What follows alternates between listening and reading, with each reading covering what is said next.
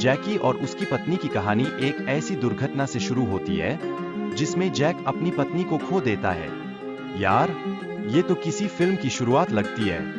ये घटना जैक की जिंदगी को ऐसा बदल देती है जैसे पिज्जा में अचार डाल दिया हो। जैक का जीवन पूरी तरह एकांत में बीतता है, लेकिन उसकी बहन एक सुपरहीरो की तरह उसे फिर से परिवार के पास लाने की कोशिश कर रही है। ये भावनात्मक कनेक्शन कहानी को एक नया मोड़ देता है, जैसे एक बुरी गर्लफ्रेंड से छुटकारा पाकर नया प्यार मिल जाए। फिर आता है वायरस का टाइम और जैक की दुनिया में अराजकता और खौफ का माहौल बन जाता है। अरे भाई, ये वायरस तो लोगों को ज़ॉम्बीज में बदलने का काम कर रहा है, जैसे कि हम सबको सुबह उठने के बाद कॉफी चाहिए होती है। जैक जब बाहर निकलता है तो देखता है कि एक ज़ॉम्बी पुलिस वाले पर हमला कर रहा है। ये दृश्य जैक के लिए थ्रिलर मूवी से कम नहीं होता। जैक का बस यही सोच रहा होगा, ये तो मेरी किस्मत का सूप बना रहा है। अब जैक अपने घर में अकेला और भूखा है, उसे खाना चाहिए। वो अपने पड़ोसियों के घरों में जाकर खाना खोजता है, जैसे वो किसी जंगली नायक की रेस्क्यू मिशन पर है। लेकिन यार, बोरिंग पड़ोसियों के पास तो सिर्फ चिप्स है। जैक को एक रेडियो मिलता है जिसमें नॉर्थ की साइड में बचे लोगों का संदेश होता है। ये संदेश जैक को नई जगह जाने के लिए प्रेरित करता है। सोचो, जैसे अचानक तुमको कोई नया गेम लेवल मिल जाए और तुम बस उस पर कूदने के लिए बेताब हो। लेकिन फिर जैक की बाइक फेल हो जाती है और उसे पैदल भागना पड़ता है। अब ज़ॉम्बीज उसका पीछा कर रहे हैं और जैक का भागने का टाइम हो जाता है। यार, ये तो फास्ट एंड फ्यूरियस का ज़ॉम्बी वर्जन हो गया। जब जैक एक बोट पर पहुंचता है तो उसे एक छोटे ज़ॉम्बी बच्चे का सामना करना पड़ता है।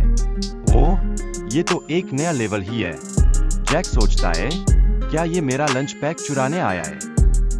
रात में जैक को सर्वाइवर्स का सामना करना पड़ता है, जो उसे अपनी बोट में ले लेते हैं। ये बोचौरी की तरह अचानक आ जाते हैं, जैसे बोरे की मीठी खुशबू। उनकी मौजूदगी जैक के लिए नई उम्मीद की किरण बनकर आती है। लेकिन जैक को पता चलता है कि उसकी मदद के लिए आए लोग असल में पायरेट्स थे, जैसे कि वो किसी ट्रेजर हंट पर हो। अब जैक सोच रहा होगा, क्या ये पायरेट्स ऑफ द कैरेबियन के आस्तीन में है? विक्टर जैक को सलाह देता है कि वह चुपचाप रहें, लेकिन जैक तो भागने का फैसला कर चुका है। ये तो उस वक्त की तरह है जब टीचर कहता है, साइलेंस प्लीज, और तुम सोचते हो, पर मेरे पास एक योजना है। जैक दो बंधे हुए लोगों की मदद करने की कोशिश करता है, लेकिन ये प्रयास उसे और विक्टर को खतरे में डाल देता है। अरे भाई, ये तो एक ऐसी फिल्म का सीन लग रहा है जहां नायक हमेशा खुद को मुसीबत में डालता है। जैक और विक्टर के लिए नर्स ने बंकर का रास्ता दिखाया, लेकिन पहले वहां एक धमाका हुआ।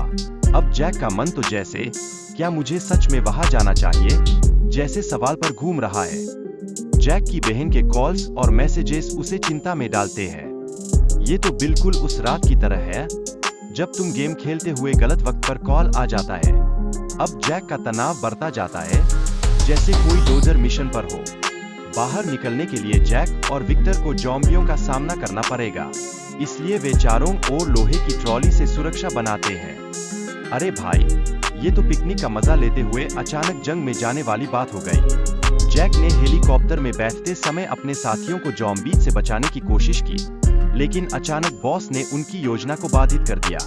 ये तो ऐसे लगा जैसे गेम में कोई बड़ी बास हिट कर दे। जैक की बहन का कॉल आने पर पता चलता है कि ज़ॉम्बीज का वायरस अब उसके घर तक भी पहुंच चुका है। अरे भाई, ये तो एक बुरी खबर है। जैक सोचता है, क्या ये वायरस अब मेरे घर में भी डांस कर रहा है?